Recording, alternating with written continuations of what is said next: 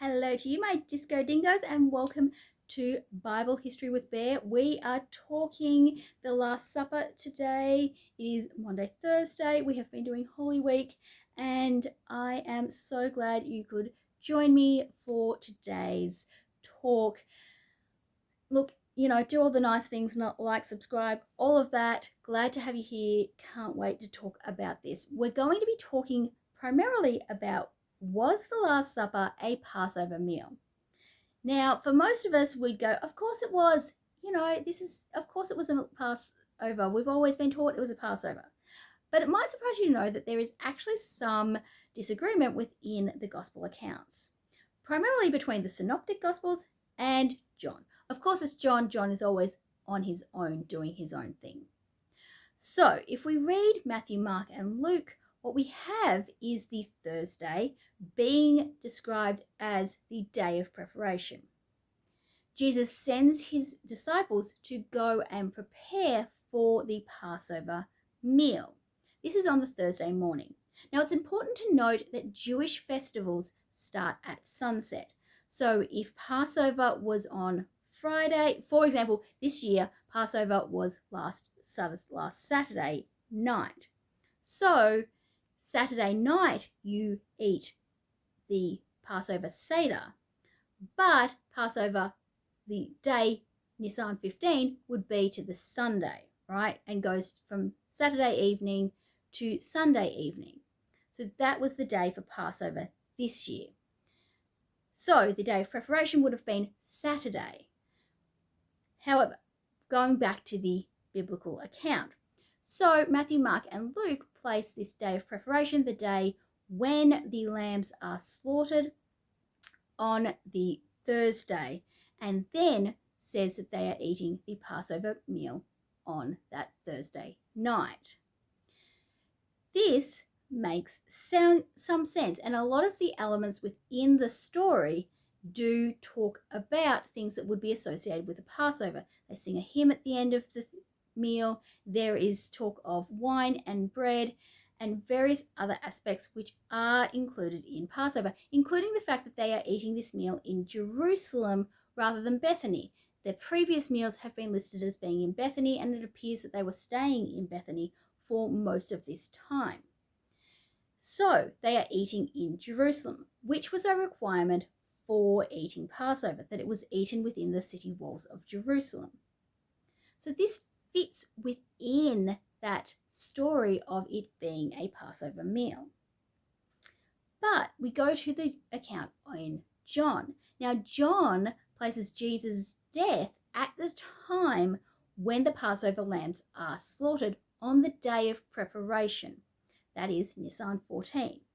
Now, if that is the Friday afternoon, it would mean that Passover starts Friday night and would go through to the Saturday. He also backs us up with his account of the trial of Jesus, where he says that the Jewish authorities can't go into the Roman palace because it would make them unclean and unable to eat the Passover meal. So we have this idea in John that Passover would have been celebrated on the Friday night, whereas in the Synoptic Gospels, they have it placed on the Thursday night. John is backed up by the Talmud, which says that Jesus was put to death on the eve of Passover. So that would suggest a correlation with John. Now, there have been many attempts to try and reconcile these two accounts. The first and foremost, and probably the only real likely version, is to say that various groups within Judaism at this time were using different calendars. We've talked about this previously in the sense that the Essenes used a solar calendar. They also did not give authority to the high priest in Jerusalem. So, whilst the rest of Judaism celebrated based on the dates prescribed by the high priest would see the new moon and mark that as the first day of Nisan, and then 15 days later you would have the celebration of Passover. But the Essenes didn't do that. They had their own calendar. It was a solar calendar, which would have meant that Passover was celebrated on the same day of the week each year, but could be different dates slightly because they don't have a full 365-day calendar. So that is one possible explanation for why these two accounts are different. The other is simply that Jesus chose to celebrate the Passover. He wanted to celebrate the Passover before his death. And that could mean that he did celebrate a Passover meal, but not, strictly speaking, on the Passover day. Now, that may involve some issues in regards to the Passover, because, of course, if it's the day before Passover, then the lambs haven't been slaughtered yet. But that's also not so much of an issue because there are provisions within the Talmud, within Jewish law, which allowed for people of the diaspora to not eat the lambs sacrificed at the temple, and also for people to just not eat meat. Even today, there are groups of Jews who choose to be vegan or to be vegetarian and to not engage in meat eating, and that is allowed for under the laws of the Talmud. You can in fact do that.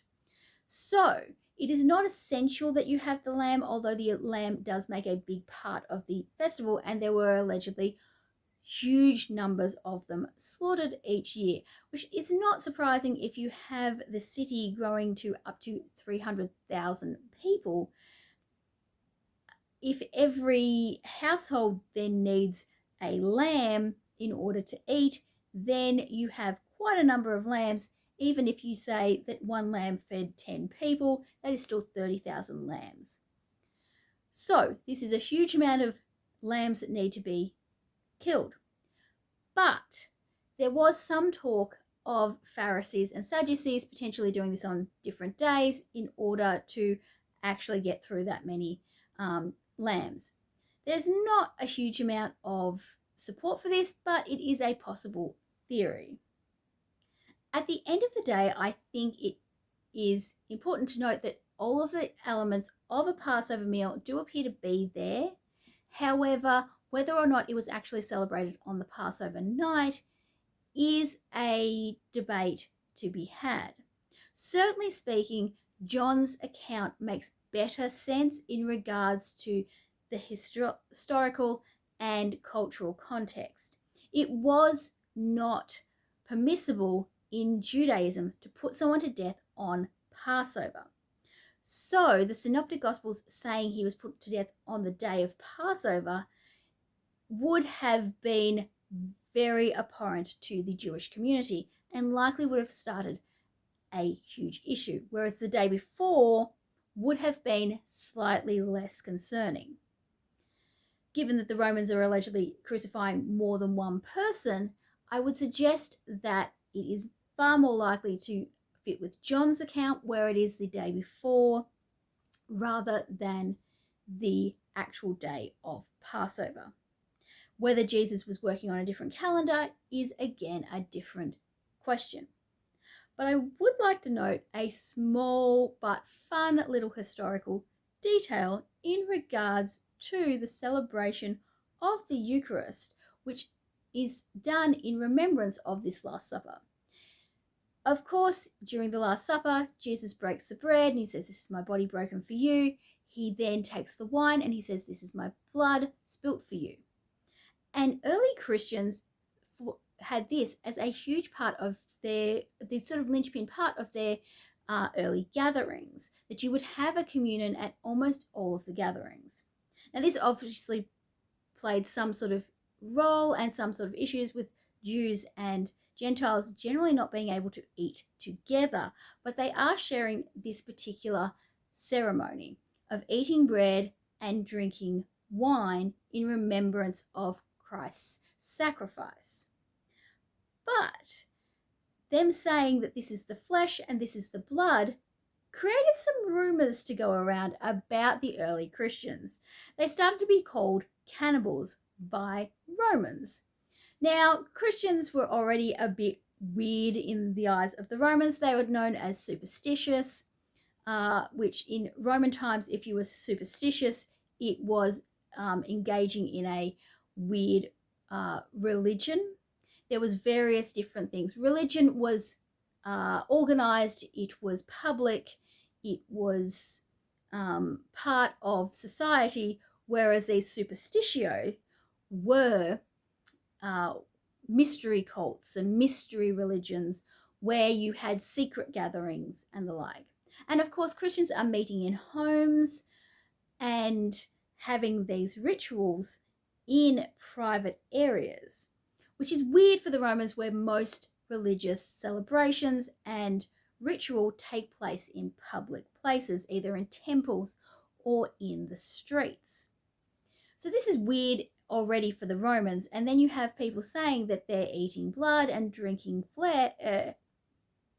other way around there, drinking blood, eating flesh. And rumors start to abound as to where they might be getting this blood and this flesh. So we have them being accused of things like stealing babies to grind up into bread and to drain their blood for their wine. Now, this gets such of an issue that the early church fathers even have to address it and talk about these heresies going around about the early Christians and refuting them and saying, no, we are not doing these things. We're not eating people. This is symbolic. It is, well, in many cases, they didn't think it as symbolic. They thought of it as supernatural. More towards the Catholic side of things for the early church, rather than what we see in Protestantism, where it is considered purely symbolic, that it is still bread and flesh, as opposed to the Catholic Eucharist idea that this, in fact, supernaturally transforms when it is blessed by the priest. So this is the sort of idea that goes around, that clearly, if they're eating flesh and drinking blood, it must be from real people. And they have to talk about this, which sounds insane, but it is part of history. And I do still think it's a bit weird that you then get witches accused of the same thing in the Middle Ages, and other groups, again, accused of similar things throughout time. It just appears that we don't get new stories. We just accuse new people of them. But there you go. The more you know. Do all the good things. Subscribe, follow along. We will be continuing on with more about Holy Week and the events that transpired. So can't wait to see you then. Thank you all for joining.